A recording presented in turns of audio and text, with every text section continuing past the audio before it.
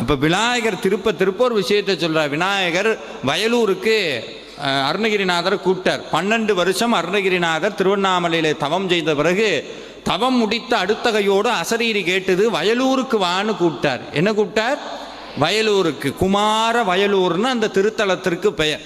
அங்கே தான் அருகுருநாதர் வாரியார் சுவாமிகள் அற்புதமான திருப்பணி எல்லாம் பண்ணி வச்சிருக்கிறார். அப்படி வயலூருக்கு அருணகிரிநாதர் போன போது யாரையும் காணும், ஒருத்தரையும் காணும். அப்படி பொட்டல் காடாக இருக்குது.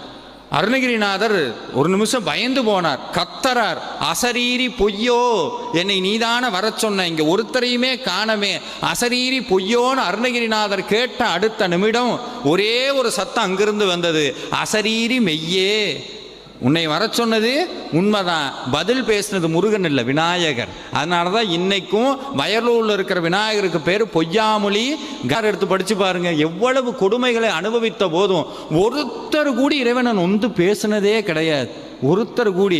அப்புறம் இந்த சுண்ணாம்பு கால்வாயில் அடைச்சி வச்சிருக்கிறாங்க, தென்றல் வீசுது மாதிரி இருக்குதான், குழு குழு குழு குழுன்னு. எப்படி இருந்தது? உலகத்தில் எவ்வளவு துன்பங்கள் வந்தாலும், நல்லா வார்த்தை கவனிக்கணும், உலகத்தில் எவ்வளவு துன்பம் வந்தாலும், கர்மவினையினால் வாழ்க்கையில் எவ்வளவு ஏற்றம் வந்தாலும் இரக்கம் வந்தாலும் அது நம்மை பாதிக்கக்கூடாதுன்னா இறுக்கி முருகனுடைய திருவடியை கெட்டியாக பிடிச்சிட்டோம்னா மழையோ வெயிலோ எதுவும் நம்மளை ஒன்றும் பண்ணாது. அப்படி பிடிக்கிறதுக்கு பேர் தான் பக்தின்னு அர்த்தம்.